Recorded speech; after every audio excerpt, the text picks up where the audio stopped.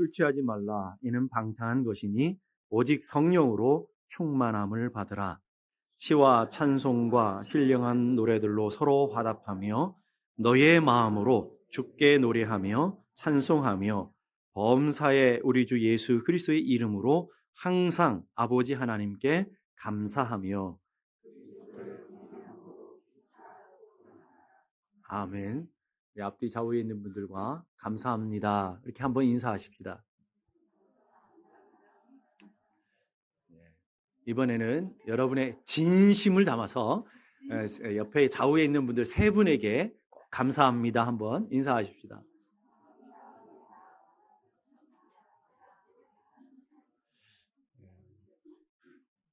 그냥 감사할 때는 잘 몰랐는데 진심을 담으니까 여러분의 얼굴이 천국으로 다 변해지는 것 같습니다.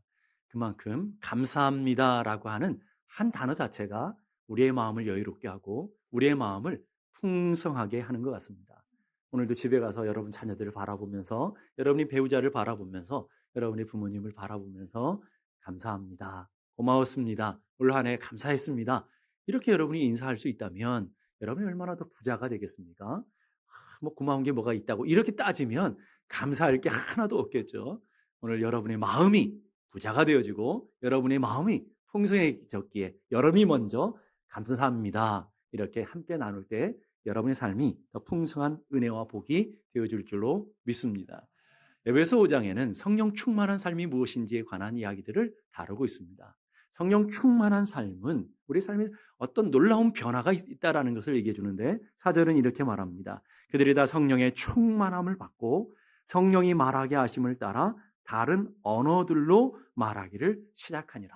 성령이 충만했더니 어떤 결과로 열매들로 나타난다라는 거예요. 어떤 결과, 어떤 열매가 나타나냐면 다른 언어를 한다라는 거예요.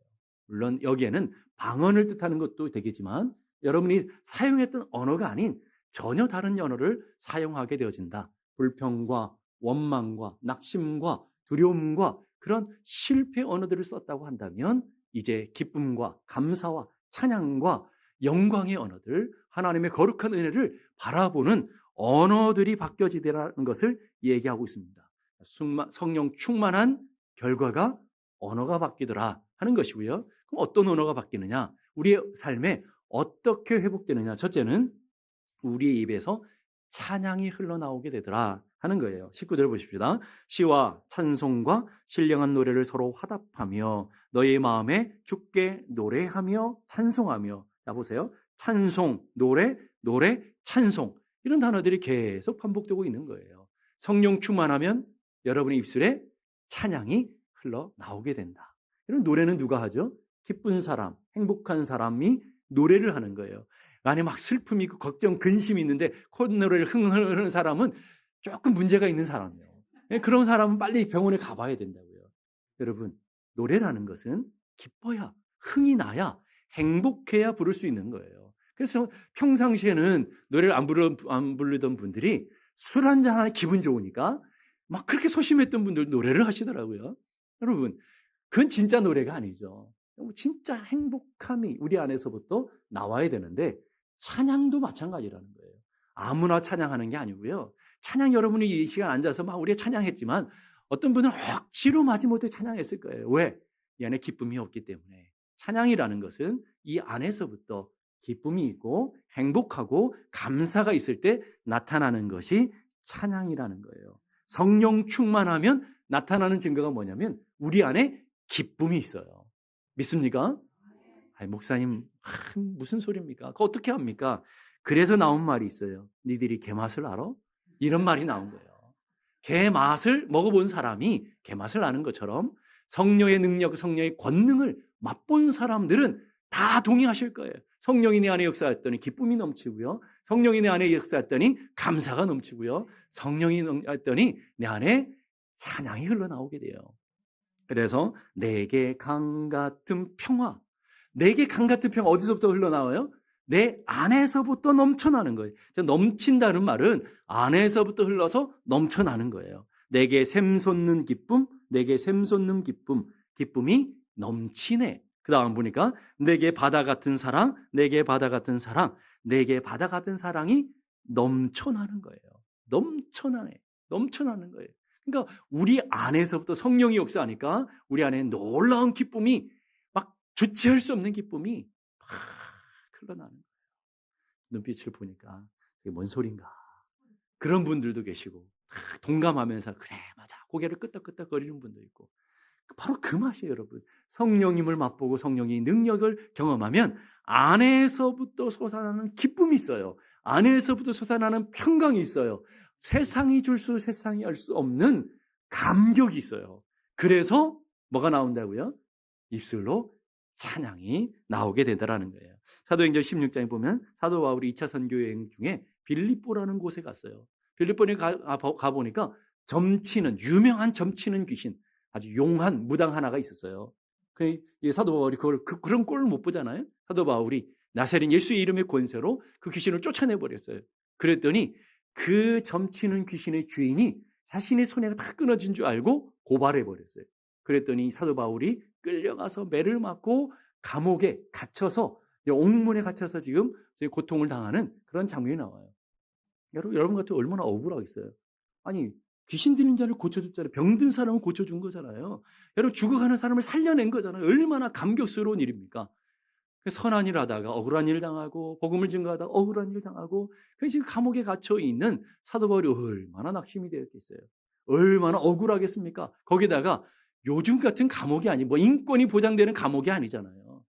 당시 얼마나 두렵고 떨리는 감옥이겠습니까?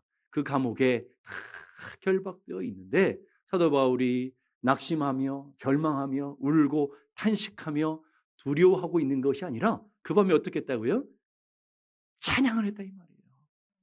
그 안에서부터 성령이 주시는 놀라운 능력과 성령이 주시는 놀라운 기쁨과 은혜로 말미암아 그 감옥 안에서도 그 절대 절망의 감옥에 갇혀 있는데도 불구하고 찬양이 흘러나왔어요. 찬양이 넘쳐났다고요. 그랬더니 이에 갑자기 큰 지진이 나요. 찬양했더니 지진이 일어나네요. 거기다 옥토가 움직이고요. 문이 다 열리게 되고요. 모든 사람이 결박되어 있던 매어 있던 결박들이 풀려지는 놀라운 역사가 일어난 것을 믿을 수 있길 바랍니다. 이게 찬양의 능력이라는 거예요. 오늘 여러분의 삶도 똑같을 거예요. 질병에 가로막혀 있는 사람들, 질병에 옥문에 갇혀 있는 분들, 물질의 어려움에 옥문에 갇혀 있는 분들, 또 여러 가지 관계의 어려움에 결박되어 있는 분들 얼마나 낙심될 수 있어요. 왜 하나님 나만 이렇게 고통을 주십니까? 절망할 수 있어요. 근데 그때 뭐 해야 된다고요?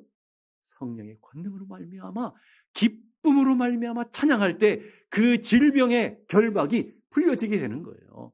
여러분이 하나님을 찬양할 때 여러분이 묶여있는 문제가 풀릴 줄로 믿습니다. 하나님의 주신 은혜로 말미암아 찬양할 때 여러분의 삶에 결박된 가정의 어려움들과 직장의 어려움들과 여러분의 기업의 어려움들이 다 풀려주는 역사가 일어나게 될 것을 믿습니다. 오늘 그 얘기하는 거예요, 여러분. 이 성경의 이야기는 과거의 얘기가 아니고요.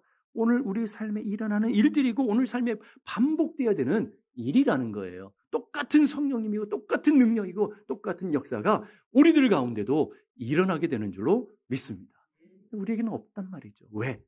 그 믿음이 없기 때문에, 그 감격이 없기 때문에, 그 기쁨이 없기 때문에, 그 하나님을 향한 열정이 없기 때문에 똑같은 상황이 결박되어 있는데 우리는 아무런 일이 일어나지 않는다는 거예요.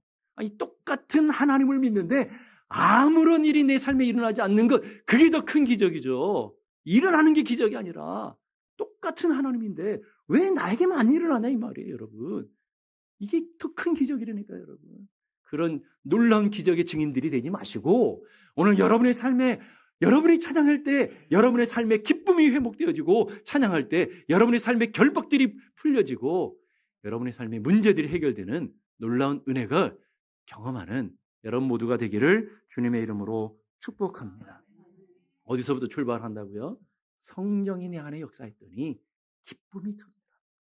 성령이 내 안에 역사했더니 감격이 터지는데 입술로 찬양이 터져나오게 되더라는 거예요. 마이크 어라고 하는 분이 쓴 하나님께 놀라다라는 글에 보면 오늘 이 시대의 성도들에 대한 아주 놀라운 지적을 해주고 있어요. 언제부터인가 하나님은 뻔한 하나님, 식상한 하나님이 되어보고 말았다. 언제부터 하나님께 더 이상 기대하지 않게 되었나? 최근에 하나님께 놀라본 적이 있는가? 언제부터 뻔하고 당연한 기독교가 되었나? 여러분, 기독교는 기적이에요, 여러분. 기독교는 신비라고요. 능력이라고요. 권능이라고요, 여러분. 그것은 과거 완료형이 아니라 오늘도 여러분이 뜨겁게 기도할 때 그 기도가 응답되어지고요. 오늘도 하나님을 찾을 때 하나님을 만나게 되고요. 하나님을 사모할 때 하나님의 은혜를 맛보게 되고요. 성령의 권능을 의지할 때 성령의 권능으로 말미암아 결박이 풀린 일이 계속 진행되는 진행형이라고, 여러분. 언제부터가 하나님의 복음이 식상해지게 된 거예요? 언제 하나님이 그렇게 무기력한 하나님이 되고 만 거예요, 여러분? 여러분 인생이 회복이 돼야 돼요. 하나님이 회복돼야 되고, 여러분 은혜가 회복돼야 되고, 성령님이 회복되는 놀라운 은혜가 있기를 간절히 원합니다. 그 순서를 보세요. 하나님의 은혜를 묵상해요. 하나님의 성령이 내 안에 있다니 하나님의 은혜가 묵상이 되어져요. 하나님의 은혜를 생각하니까 막 감사가 흘러나와요. 감사하는 얘기를 하다니 막 감탄이, 아, 그랬지. 아, 놀랍네. 하나님 크시구나. 감탄이 흘러나와요. 감탄이 뭐가 돼요? 찬양이 되어져요. 찬양은 그냥 저절로 나오는 게 아니라고요. 하나님의 은혜가 묵상되어지고 하나님의 은혜가 내 안에서 움직여질 때에 감사가 나오고, 감사가 여러분 커져가서 이 눈폭탄처럼 되어질 때 감탄이 나오는, 그렇지. 하나님 놀라워. 하나님 위대하시네. 여러분의 신앙에 이런 감탄이 계속 나와야 되는 거예요. 기도하다가 하나님 그렇죠. 감탄이 나와야 되고, 예배하다가 감탄이 나와야 되고, 감탄이 회복돼야 되는 거예요. 오늘 성도들의 입술에 감탄이 없는 거잖아요. 그러니까 찬양이 나오지 않는 거예요. 식상한 하나님, 성경에 갇혀있는 하나님, 성경 내에서나 맛볼 수 있는 기적, 내 삶에 도무지 일어나지 않는 기적, 이게 오늘 우리 삶의 신비한 일이다 하는 거예요. 하나님 오늘도 동일하게 일하시는 하나님이신 것을 믿습니다. 여러분의 인생의 어떤 문제도, 어떤 질병도, 어떤 아픔도 하나님은 다 치료할 수 있고 고칠 수 있고 만질 수 있는 하나님이신 걸 믿으시나요, 여러분? 그 믿음이 있어야 기도할 거 아니에요. 그 믿음이 있어야 간절히 사모함에 갈망하지 않을 거예요. 여러분, 그게 없으니까 기도도 하지 않고 역사도 안 일어나고, 그런 기대와 소망이 없으니까, 믿음이 없으니까 아무런 내 삶에 일어나는 능력이 없더라는 거예요, 여러분. 한 해를 지나왔는데 아무런 역사가 나타나지 않는, 하나님을 믿는데 내 삶에 아무런 일이 일어나지 않았다.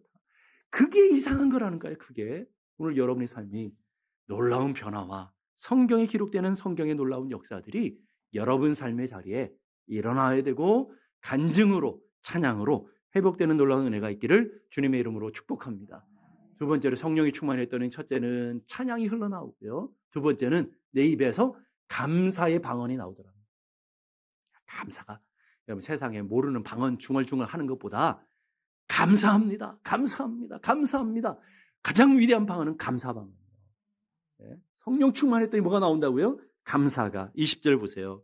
범사에 우리 주 예수 그리스도의 이름으로 항상 아버지 하나님께 감사하며. 자, 이걸 다 떼버리면 범사에 감사하며 항상 감사하며, 이게 성령 충만한 사람들의 모습이라는 거예요. 자, 그러면 오늘 여러분이 한 해 동안 여러분이 성령 충만한 삶을 살았는지 그렇지 못했는지 딱 나와요. 자, 반대급부가 있어요. 타락한 심령, 믿음이 상실된 심령에 나타난 그 말씀이 뭐냐면, 마태복음 1장 21절 보니까 하나님을 알되 하나님을 영화롭게도 아니하며 감사하지도 아니하며. 믿음 없는 사람의 특징이 두 가지예요. 하나님을 아는데, 지식적으로는 아는데 하나님을 영화롭게도 하지 않는다. 하나님 앞에 영광을 돌리지 않는다는 거예요. 예배하지 않는다는 거예요. 두 번째, 감사하지 않는다는 거예요. 그러면 이런 사람들이 많이 있는 시대를 말세라고 그러는데, 말세의 특징 디모데후서 3장 1절 2절, 말세에 고통당하는 때가 이르니 자기를 사랑합니다. 자기밖에 몰라요. 이기적이에요. 여러분, 이 시대가 얼마나 이기적입니까? 자기 우상이 얼마나 극심한 시대를 살아가고 있습니까? 거기에다가 돈을 사랑하며, 세상 사람들이 제일 좋아하는 게 돈 아닙니까, 여러분? 돈 준다면 그냥 죽는 신용까지 하잖아요, 여러분. 얼마나 대단합니까? 거기다가 자긍하며, 자랑이 많고요, 교만하고요, 회방하며, 부모를 거역하며, 그 다음에 감사하지 아니하며. 말세의 특징이 뭐라고요? 감사하지 않는 거예요. 여러분, 그렇다면 성령 충만한 입술은 범사에 감사하며 항상 감사하다 그러잖아요. 믿음이 없는 사람들의 특징은 원망하며 불편하고 교만하며 하나님 앞에 감사하지도 않는다 그랬어요. 그러면 오늘 4개 적용해 봐야죠. 여러분, 올 한 해 동안 여러분의 언어들은 어떠냐? 입만 벌리면 불평하고, 입만 벌리면 원망하고, 입만 벌리면 남 탓하고, 입만 벌리면 짜증내고, 입만 벌리면 두려움 가운데 염려하며 두려워하고 살아가셨는지, 아니면 하나님 이것도 감사합니다, 이것도 감사합니다, 저것도 감사합니다, 여러분의 삶에 감사하는 삶을 살아가고 있는지. 신앙이 타락하면 감사를 잃어버리고요, 신앙이 회복되면, 성령이 회복되면 감사가 바로 회복된다 이 말이에요. 우리 산성과 알칼리성을 구분하는 종이가 있잖아요. 리트머스 종이가 있잖아요. 그 물에다가 딱 집어넣으면 바로 나와요. 산성인지 알칼리성인지. 오늘 여러분의 여러분의 신앙을 측량하는 기준이 있는데, 여러분의 삶을 딱 적용해 보면 감사가 있으면 신앙이 맞아요. 감사가 잃어버렸으면 회개하셔요. 아, 내 믿음이 떨어져서 그렇구나. 문제는 상황과 환경과 사람들이 아니에요, 여러분. 오늘 우리는 인생을 살아가면서 무슨 생각하는 줄 아세요? 아, 내가 이렇게 원망하고 불평하는 것은 남편 때문이야, 부인 때문이야, 자식들 때문이야, 부모 때문이야. 아니에요, 여러분. 누구 때문이라고요? 나 때문이에요. 내 안에 성령을 잃어버렸고 믿음을 잃어버렸기 때문이에요. 여러분, 더 많은 질병 때문에 고통당하는 사람들이 정말 죽음 앞에서 사투하는 사람들인데도요, 하나님 앞에 얼마나 감사하는 사람들이 있는지 몰라요. 정말 죽을 것 같은데 저 사람은 누가 봐도 망했구나라고 생각하는 사람인데 입을 벌려 하나님 감사합니다, 나로 인하여 망하게 하시니 감사합니다, 이런 사람도 있다고요. 여러분, 뭐의 문제예요? 내 내면의 문제라는 거예요. 감사하지 못하는 이유는 상황과 환경과 사람이 아니에요. 감사하는 문제는 내 문제라고 그랬어요. 내 문제고. 왜? 감사는 은혜가 회복된 사람들에게만 나올 수 있는 게 감사라는 거예요. 은혜라는 카리스라는 단어에서 유카리스라는 감사라는 단어가 나와요. 자, 은혜가 있는 사람이 감사가 나오고요, 은혜라는 카리스라는 단어에서 기쁨, 카라가 나와요. 기쁨 역시도 은혜가 회복된 사람에게서부터 나오는 거예요. 은혜가 없으면 감사가 없어요. 은혜가 없으면 기쁨이 없어요. 옆에 있는 분을 보세요. 은혜가 충만한 것 같아요. 은혜가 있으면 기쁨이 나오고요, 은혜가 있으면 감사가 나와요. 어디로 나와요? 얼굴로 나오는 거죠. 입술로 나오는 거예요. 다 나오는 거예요. 그래서 여러분, 감사가 회복되기 위해서는 뭘 회복돼야 된다는 거예요? 은혜를 회복해야 돼요. 한 주 동안 여러분이 집에 가서 노트 하나를 해가지고 1월 1일부터 생각해서 다 기억 못 하실 줄 알지만 감사했던 거, 이렇게 감기 걸렸었는데 빨리 낫게 해주셔서 감사합니다, 이런 감사 제목들이 있잖아요. 우리 자녀들이 이렇게 건강하게 밥 잘 먹게 해주시니 감사합니다.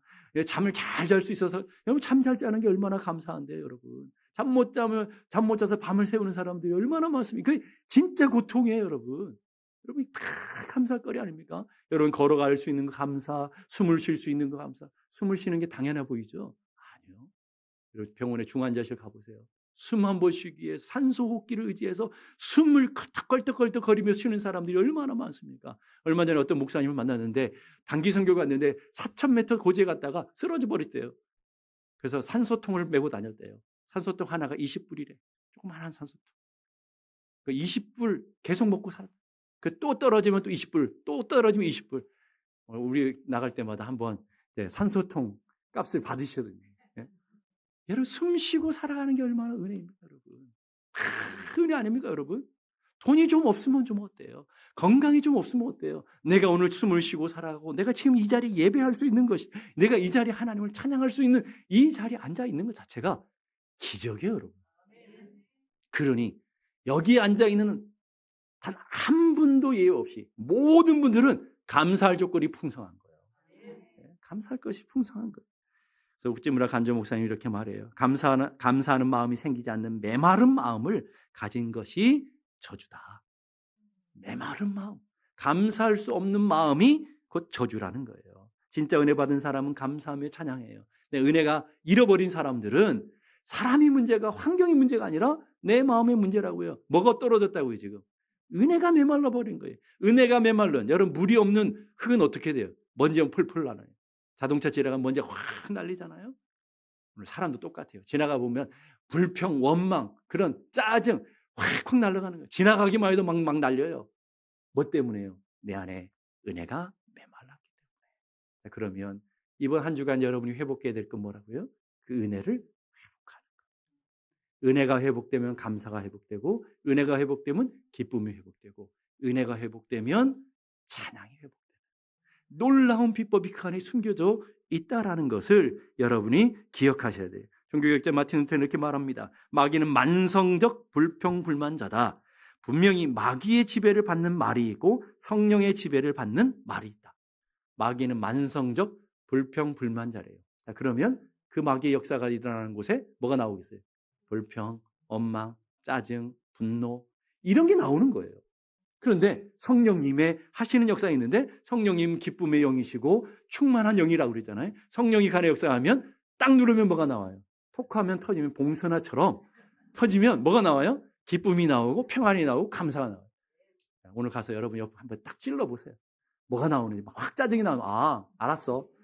건드리지 않으시면 돼요. 딱 찌르는데 막 기쁨이 나오고 행복이 나오고 감사가 나오면 그래 너 성령의 사람이구나 아시면 되는 거죠. 펜실베니아 대학 심리학 교수 길슨이라는 교수가 아주 재미있는 실험을 했어요. 구멍 2개에 두 눈을 대고 상자 속에 들여다보게 했어요. 상자에는 2장의 그림이 있어요. 한 장은 슬픈 그림의 사진이고요. 두 번째는 기쁘고 밝은 얼굴의 사진이었어요.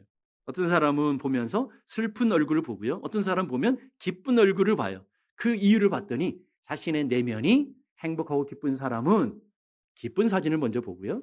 자기 불평하고 불편한 사람들은 슬픈 사진이 먼저 들어오더라는 거예요. 그래서 세상의 부정적이고 비관적으로 보는 사람들은 뭐가 문제다? 그 사람의 마음의 문제다. 슬픈 얼굴이 자꾸 들어오는 거예요. 짜증날 일만 자꾸 보이고 화날 일만 보이는. 여러분 테스트해보면 알아요. 금방. 오늘 여러분 지난 한 주 동안 오면서 짜증낼 일만 보이고 화날 일만 보이고 막 분노할 일만 보이고 기분 나쁜 일만 보이면 사람들 볼 때도 그게 보이면 아 내가 문제구나 이렇게 생각하시면 돼요. 근데 사람을 보면 왜 이렇게 행복하지? 왜 이렇게 저렇게 밝게 울지? 왜 이렇게 저렇게 기쁨이 많지? 왜 이렇게 저렇게 행복해 보이지? 이게 보인다고 하면 여러분의 마음이 기쁘고 행복하다 이 말이죠. 자, 길슨 교수가 결론은 뭐냐면 행복과 불행의 요인은 첫째는 그 사람의 마음속의 가치관이고 두 번째는 습관. 그 가치관이 행동으로 익숙해져서 습관이 된 것이다. 두 가지라는 거예요.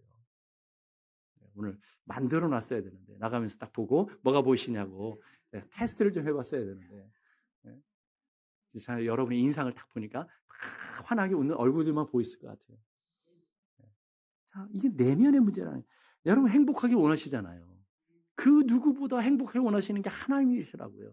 그러기 때문에 감사하러 간 거예요. 감사는 환경과 우리 삶의 문제나 어떤 사람의 문제가 아니라 내 내면의 문제예요. 성령이 충만할 때, 은혜가 충만할 때 감사가 나타나게 되는 거예요. 아까 우리 찬양했잖아요. 내 영혼이 은총 입어 은혜를 받고 났더니 중환제진 벗고 보니 슬픔 많은 이 세상, 괴로움 많은 이 세상, 질병과 환난이 많은 이 세상이 뭘로 변해요? 천국으로 화하도다. 화하다는 말이 뭐예요? 변했다는 말이에요. 여러분, 그럼 질문. 상황과 환경이 변한 거예요? 내 마음이 변한 거예요?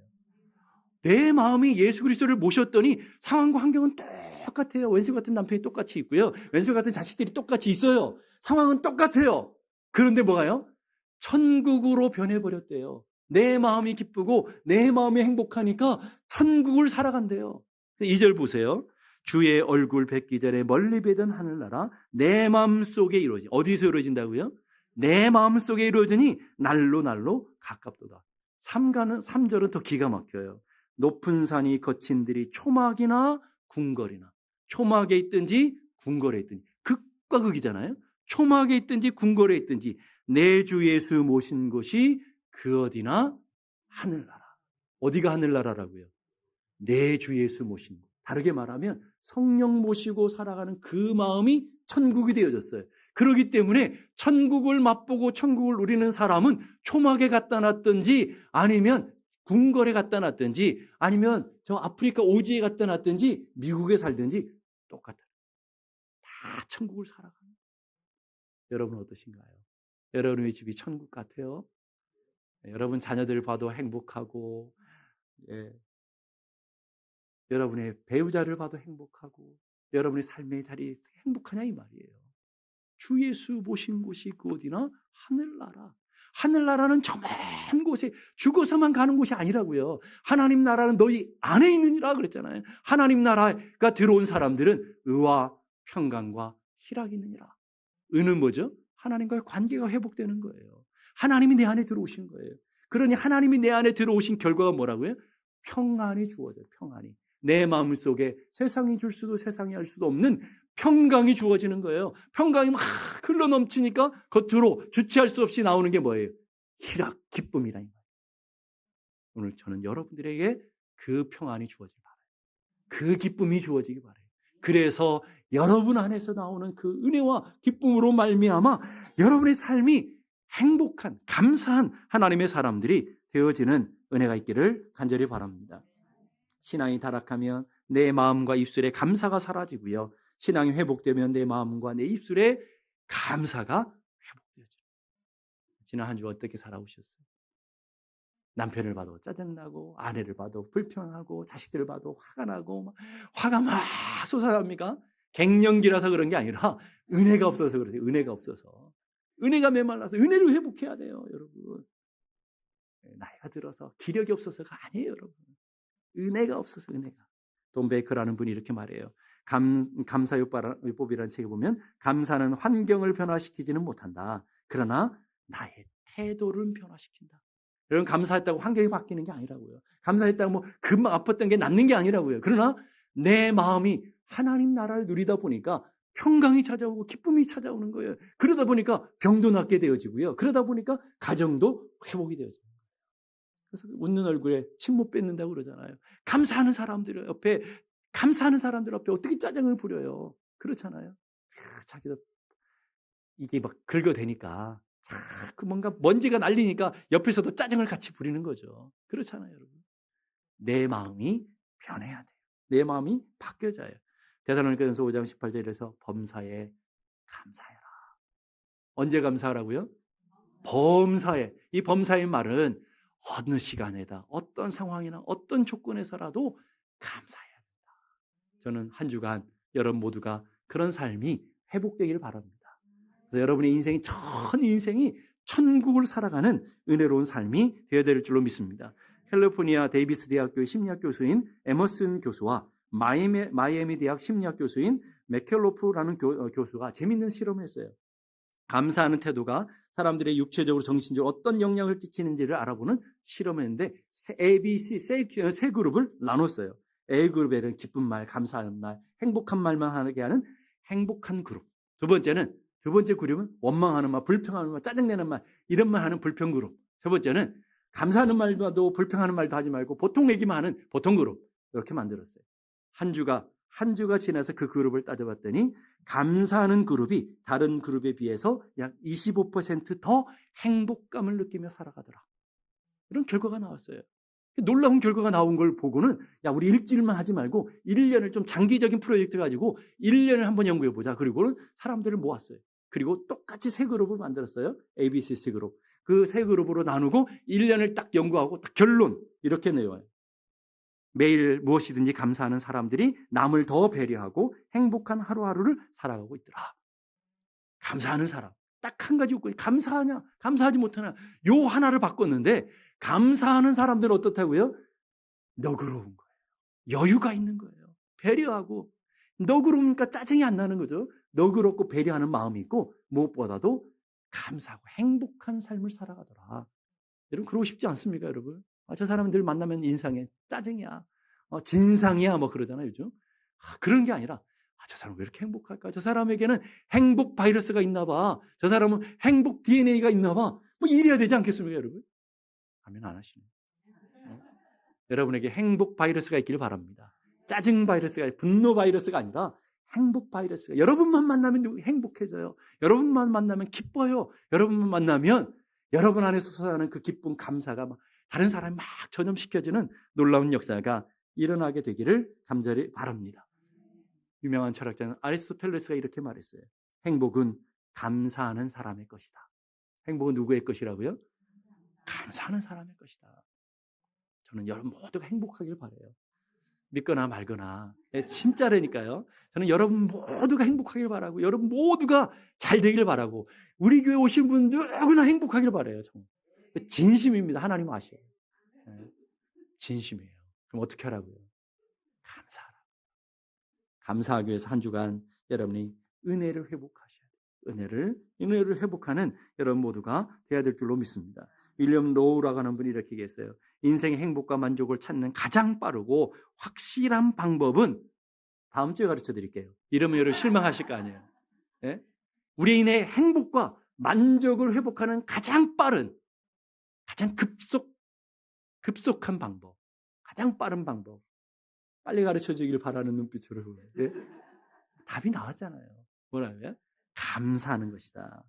예? 어떤 사건은, 일어나는 모든 사건에 대해서 무조건 감사하고 찬양하는 것이다.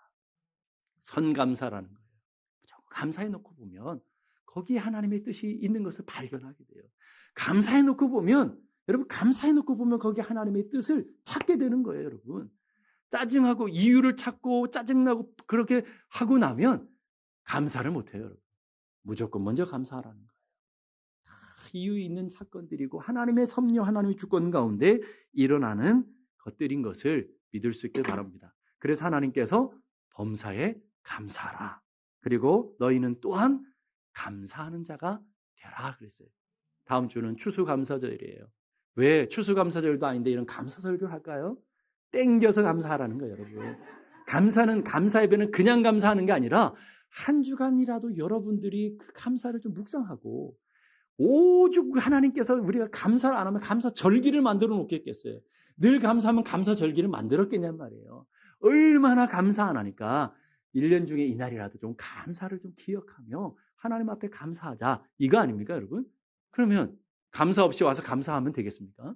한 주 동안 여러분이 감사를 묵상하시고 여러분의 삶에 베풀어준 하나님의 넘치는 은혜와 복을 헤아려 보시고 그 풍성한 감사로, 넘치는 감사로 예배하는 추수감사절 예배가 되기를 주님의 이름으로 축복합니다. 기도하겠습니다. 이 시간 우리 함께 기도하시다. 하나님, 우리가 성령 충만할 때 하나님의 은혜가 회복되어지고 하나님의 은혜가 우리 안에 있을 때 감사하는 말을 하게 되며 찬양이 회복되는 줄로 압니다. 하나님 아버지, 오늘도 우리 안에 성령님 역사해 주셔서 우리 안에 감사가 회복되게 해 주옵소서, 은혜가 회복되게 해 주옵소서, 찬양이 회복되게 하여 주옵소서. 넘치는 감사와 풍성한 은혜로 추수감사 예배드리는 저희 모두가 되게 하여 주옵소서. 우리 함께 다 같이 기도하겠습니다.